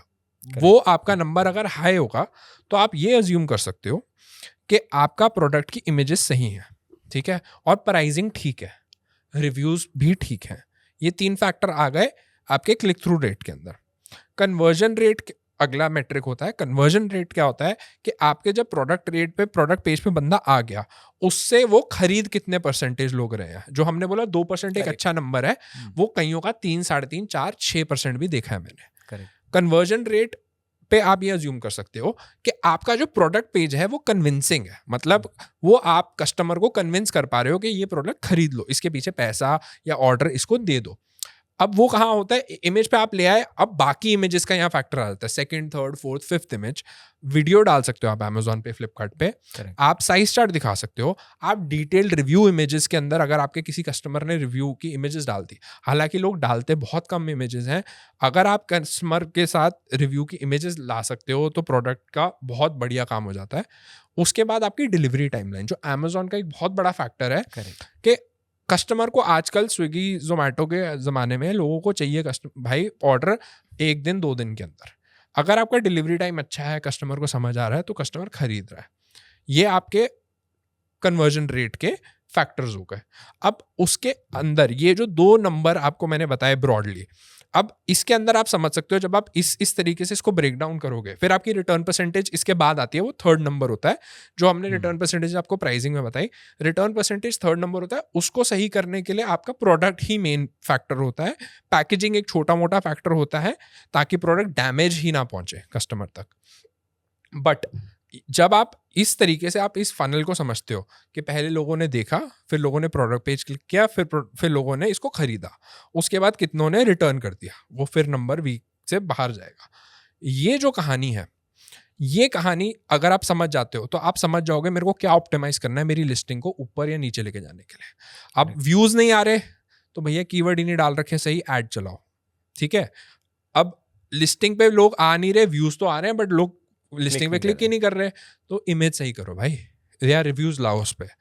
अब लिस्टिंग आ गई, उसके बाद उस पे लोग खरीद नहीं रहे, डिलीवरी टाइम सही करो, प्रोडक्ट पेज पे डिस्क्रिप्शन अच्छी डालो, A+ कंटेंट डालो, जो एडवांस टॉपिक है बाद में कवर करेंगे बट डाल सकते हो, ठीक है। A+ कंटेंट शॉर्ट में बताता हूँ, एक एडवांस डिस्क्रिप्शन होती है जहाँ पे आप इमेजेस डाल के बहुत बढ़िया सा प्रोडक्ट पेज बना सकते हो। करेक्ट। ठीक है। अब रिव्यूज की बात करें, रिव्यूज लाए कैसे, है ना। मतलब 100 लोगों ने ऑर्डर खरीदा, उनमें से एक बंदा या आधा बंदा रिव्यू लाएगा।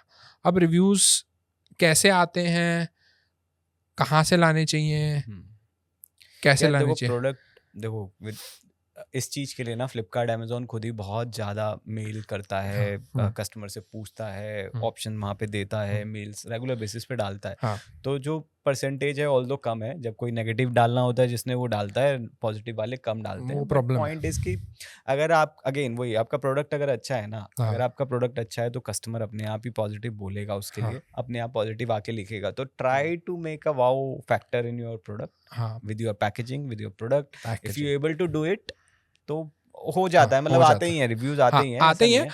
और एक बात और बताऊंगा, Amazon के अलावा आपके पास एक्सेस होता है, आप एक ईमेल भेज सकते हो कस्टमर को आफ्टर 10 डेज ऑफ डिलीवरी, जिसमें आप कस्टमर को ये नहीं बोल सकते कि भाई पॉजिटिव लिखो, नेगेटिव लिखो, क्या लिखो, वो आप बस एक रिक्वेस्ट कर सकते हो। उसके भी गाइडलाइंस है प्रॉपर Amazon की।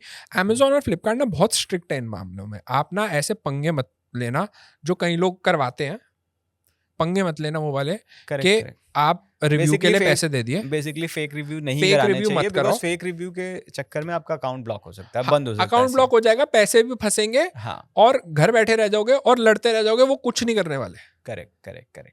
Amazon बोलेगा भैया तुमने मेरी गाइडलाइंस का वायलेशन किया, मैंने तुम्हारा अकाउंट बंद कर दिया, अब पैसों के लिए लड़ते रहो। और उसके अलावा हम जो बात करना चाह रहे थे कि अब इसके बाद स्केल कैसे आता है, मतलब अब ग्रोथ कैसे होती है। अब हमने 10, 20 खुद ऑर्डर, 50 ऑर्डर तक तो मैं खुद तक कर लूंगा। अब आगे जाके Amazon में ग्रोथ कैसे मिलती है?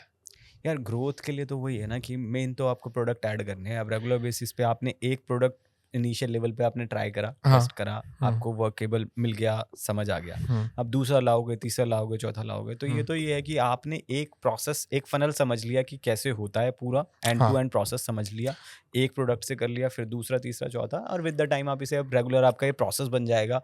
हर वीक आपकी सैम्पलिंग हो रही होगी, हर वीक एक न्यू प्रोडक्ट्स आ रहे होंगे, वो एक पूरा फनल क्रिएट हो जाता है। एक टाइम के बाद आपको लगता है कि आपकी कैटेगरी में बहुत ज़्यादा कंपटीशन हो गया, या वहाँ पर आप अटक गए हो कि मैं नंबर नहीं कर पा रहा, तो फिर कैटेगरीज, इनफिनाइट कैटेगरीज, दूसरी कैटेगरी में, आप दूसरी कैटेगरी में ऐड ऑन कर लो। तो इसी तरीके से होता है, एक कैटेगरी करके आप एंट्री करोगे, आप उस कैटेगरी के फनल समझोगे, उस कैटेगरी को समझने के बाद में आप दूसरी में जाओगे, तीसरी में जाओगे, ऐसे ही ग्रो करने का फनल। और Amazon, फ्लिपकार्ट बहुत अच्छे हैं इन मामलों में, जो मैं कहूँगा वो आपको ग्रो करने का मौका देते हैं।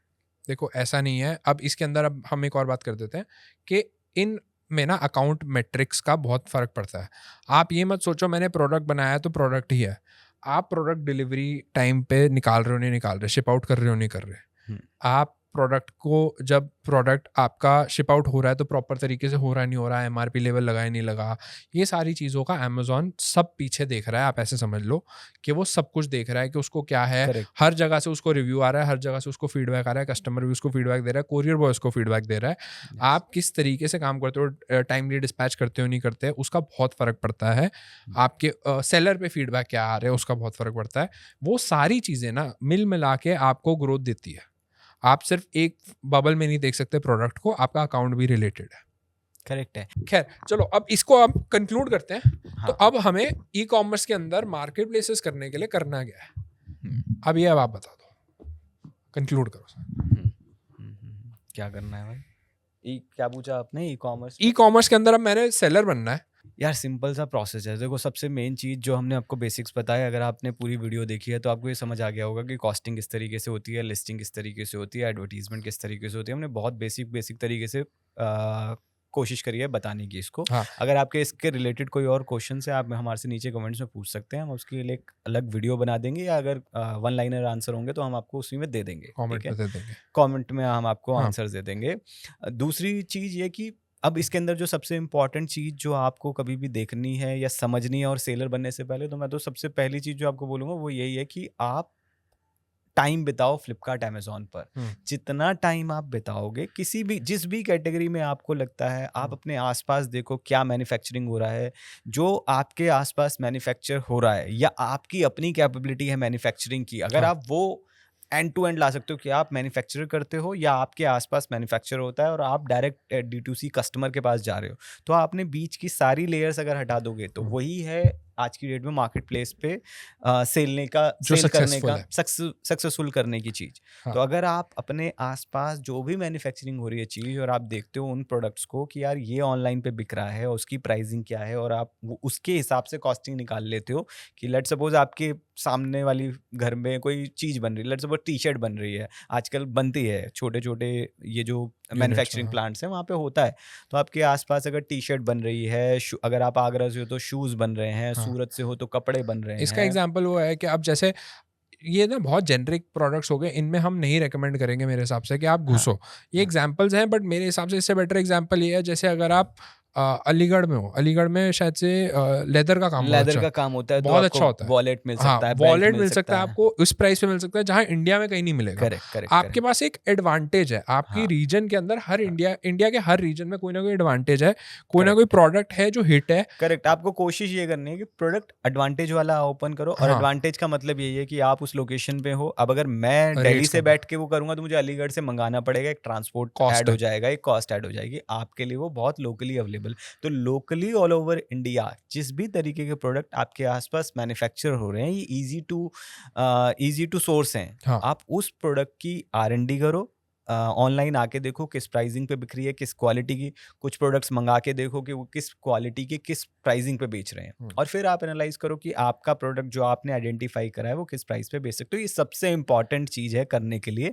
यही आपका सबसे ज़्यादा टाइम लेना चाहिए। आपको ये बिजनेस चालू करना है, आप बिजनेस से पहले कम से कम 15 से 20 दिन, 1 महीना इस R&D में लगाओ कि यार बेचना क्या है। बिकॉज आप रैंडमली कुछ भी दिमाग में आपके चल रहा है वो लेके आओगे, वर्क नहीं करेगा।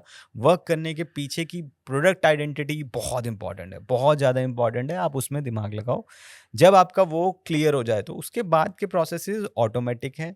आज की डेट में मार्केट प्लेस में बेचने के लिए एडवर्टीजमेंट सबसे easy to go tool available है। आप जाओगे, ऐड लगाओगे, अगर 10 रुपये खर्च करोगे तो चांसेस आर कि आपके पास कुछ तो कन्वर्जन आ जाएगा परसेंटेज में। हाँ, तो वो आने के चांसेस हैं। विद द टाइम आप सीखोगे कि गलती क्या है, प्राइसिंग गड़बड़ है, क्या गड़बड़ है, वो आप जब धीरे-धीरे करके सीख सकते हो। बहुत छोटे लेवल से शुरू कर सकते हो, अपने घर से शुरू करो। किसी को मत देखो, घर पे ले आओ प्रोडक्ट और बेचना चालू कर दो। जैसे-जैसे आपके पास में ऑर्डर का वॉल्यूम बढ़े, वैसे-वैसे आप बैंडविड्थ बढ़ाओ और स्टाफ भी रख लोगे, वेयरहाउस भी ले लोगे, सब कुछ कर लोगे। बट फर्स्ट स्टेप इज़ कि आप एक बार शुरू करो, समझो कि कहाँ मतलब आपके लिए क्या वर्क कर रहा है, क्योंकि मेरे लिए जो वर्क करा वो आपके लिए नहीं करेगा, या जगजीत के लिए जो वर्क करा वो शायद से आपके लिए वर्क ना करे। आपकी जर्नी अलग हो सकती है। आप शुरू करना पड़ेगा, हाँ, शुरू करो एक बार और कहीं पहुँचना आसान हो जाएगा। हाँ। मेन बात है कि आप प्रोडक्ट क्रैक डाउन करो। प्रोडक्ट क्रैक डाउन करके आप इसको एक मार्केट प्लेस, हमने आपको एक थोड़ा सा सार दे दिया मार्केट प्लेस का। हम मार्केट प्लेस के इन डेप्थ में भी आपको समझाएंगे। आपके जो क्वेश्चंस हैं वो कमेंट में डालो। हमने आपके लिए एक एक्सेल शीट प्रोवाइड की है, जो हमने आपको प्रॉमिस किया था कि हम प्राइसिंग वाली एक्सेल शीट आपको प्रोवाइड करेंगे। करेक्ट। वो आपको कमेंट्स में एक बॉक्स में मिल जाएगी, लिंक में मिल जाएगी। वहाँ पे जाके आप ये फिगर आउट कर सकते हो कि मेरी रिटर्न परसेंटेज इतनी है, ये है, वो है। तो आप यूनिट इकोनॉमिक्स अपना क्लियर कर सकते हो, वो हम आपको प्रोवाइड कर देंगे। Stay tuned for more. अगले एपिसोड्स में बहुत सारे इंटरेस्टिंग लोग आएंगे जो हमें और आपको सबको सिखाएंगे कि करना क्या है।